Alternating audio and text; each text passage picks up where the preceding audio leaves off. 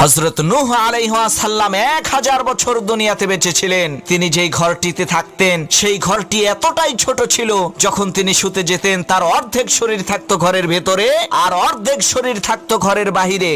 যখন মালাকুল মাউত ফেরেশতা হযরত নূহ আলাইহিস সালামের রূহ কবজ করতে আসলেন, তখন তিনি জিজ্ঞেস করলেন, হে আল্লাহর নবী নূহ, আপনি আপনার সারাটা জীবন এই জীর্ণ শীর্ণ ভাঙাচোরা ঝুপড়ি ঘরেই কাটিয়ে দিলেন।